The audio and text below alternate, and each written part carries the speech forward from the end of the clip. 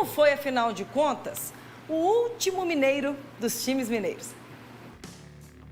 Nos últimos 3 anos, a taça não saiu das mãos alvinegras. Em 2020, o Atlético venceu o Tombense na decisão. Em 2021, o América foi a vítima na grande final. Já no ano passado, o adversário foi o Cruzeiro. Em partida única, o Galo venceu por 3-1 e também garantiu o Mineiro. Está sendo uma temporada muito forte para todos os jogadores, todos os jogadores de todas as posições, para que a gente possa entrar esse 2023 aí muito forte fisicamente também, com a qualidade com a nossa equipe, com certeza, para ter grandes frutos no ano de 2023. O último título do Cruzeiro veio justamente antes do rival e contra o próprio Atlético. Com uma vitória e um empate, o time celeste foi o dono do caneco em 2019. No ano anterior, o Cruzeiro já havia superado o Galo na decisão. A expectativa ela é sempre das melhores, né? Ainda mais de um clube desse tamanho que é o Cruzeiro, voltar a ganhar título, voltar a disputar grandes competições. Já o América não vence o Campeonato Mineiro há quase 7 anos. A última conquista foi lá em 2016. O título foi garantido contra o Atlético, com uma vitória no Independência e um empate cheio de emoção no Gigante da Pampulha. Mas a gente sabe que o América chega forte para o Campeonato Mineiro e a gente vai buscar, eu acho que desde de 2019, quando eu cheguei aqui, eu vejo o América pronto para ser campeão mineiro. Eu acho que tem time para isso, já mostrou, né, nos jogos contra os rivais aqui. No quadro geral de troféus, o líder é o Atlético. São 47 taças até aqui. Logo em seguida vem o Cruzeiro com 38 estaduais. A terceira posição é do América. Ao todo são 16 conquistas. Em mais de 100 anos de história, os clubes de BH vêm dominando o Campeonato Mineiro.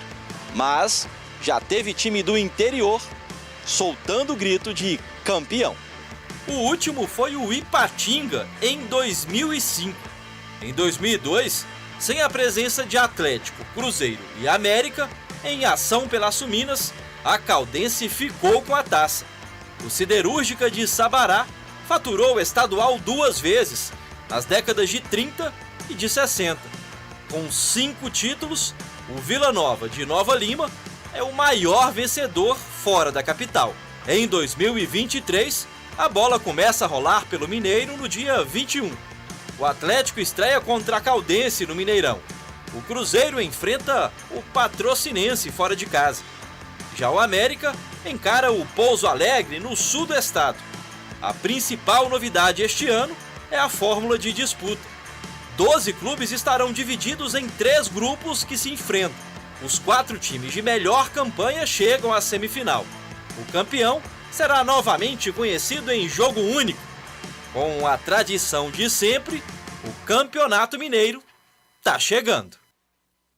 Exatamente. Eu queria chamar o Luiz aqui. Isso. Você que está acompanhando, de uma forma geral, eu sei que você acompanha mais o Cruzeiro, o América também, mas de uma forma geral, como setorista, está acompanhando as contratações, os investimentos, esses trâmites aí do futebol. Qual que é a sua análise, assim, de perspectiva para esse Mineiro, Luiz? Gabriel, eu acho ainda muito cedo, né, para fazer uma avaliação de como que o time vai se sair, né, no Campeonato Mineiro. Mas eu estou vendo que o Cruzeiro, assim, para o Campeonato Mineiro, né, tem se reforçado bem. O Atlético tem feito boas contratações também. Eu acho que são setores, né, que o Atlético ficou devendo, né, no ano passado, também, principalmente na reta final. O América também se movimenta no mercado. Eu gostei de algumas contratações e eu acho que vai encaixar bem, né? O Mancini tem uma boa capacidade, né, para extrair muito do América durante o Campeonato Mineiro, né, e se preparar para a disputa, né, da Série A depois, assim como o Pesolano e o Kudê. Mas, assim, eu acho que por agora ainda está muito cedo, né, para fazer uma avaliação de como que será o desempenho, né, dos times no campeonato. Obviamente, o Luiz, ele analisa tecnicamente, como jornalista, a situação. Mas o Toledinho não está vendo dessa forma, não. Para ele, já pode cravar que o Coelho é o campeão mineiro.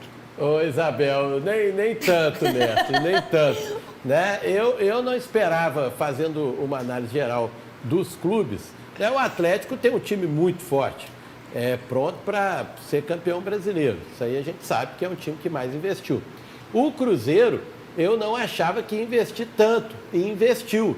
Né? Eu não achava que ia pagar o Nicão, que está pagando, o Ezra, então o Cruzeiro contratou mais. E o América, para mim, não contratou ninguém que chega para ser um titular absoluto. O América contratou para compor. Então, eu acho que o América vai ter que correr muito atrás do prejuízo para conseguir superar o Atlético. O Cruzeiro até que não, porque vai ter que entrosar o time. Mas o América deixou a desejar um pouco para mim ainda nesse começo de campeonato. Você está satisfeito com o que o Cruzeiro trouxe até agora, Samuel? Com certeza. Igual ele estava falando aqui agora, tá até meio que me surpreendendo, o Cruzeiro está me surpreendendo no mercado. É claro que é um time, assim, querendo ou não, a gente não pode comparar com o Atlético, por exemplo, mas em comparação aos últimos 3 anos aí que o Atlético levou o título, estava uma situação bem conturbada, né, um elenco mais, como se diz, fraco.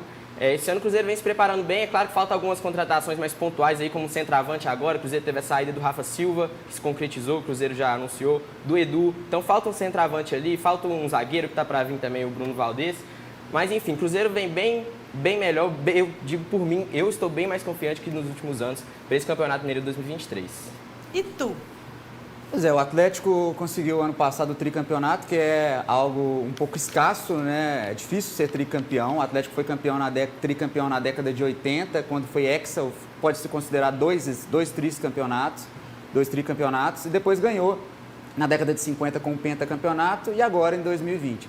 Só que mais importante que isso, o simbolismo do Campeonato Mineiro tem se desvalorizado ao longo do tempo em função do que é apresentado de produto futebol. O produto futebol, os campos que os jogadores jogam, isso é muito tratado de uma maneira muito amadora, inclusive pela Federação Mineira. Então, para que se tenha um produto que tenha valor, é preciso olhar esse produto de uma forma, de fato, que coloque as pessoas para gostar daquele produto.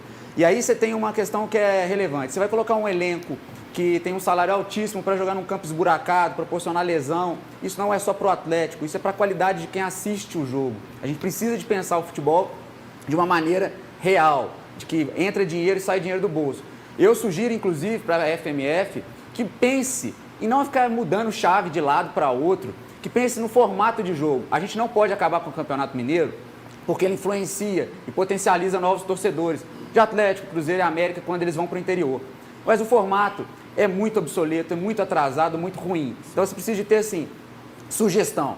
Um campeonato que você faça uma seletiva e faça uma escolha de uma sede todo ano para que essa sede receba em um mês os clubes da capital, que ali tem hotéis, que valorize o turismo. E aí isso fará o campeonato de novo atrativo. Não é acabar que resolve o problema. Ou seja, na vida, quando você diz não para as coisas, é muito mais fácil, resolvido o problema.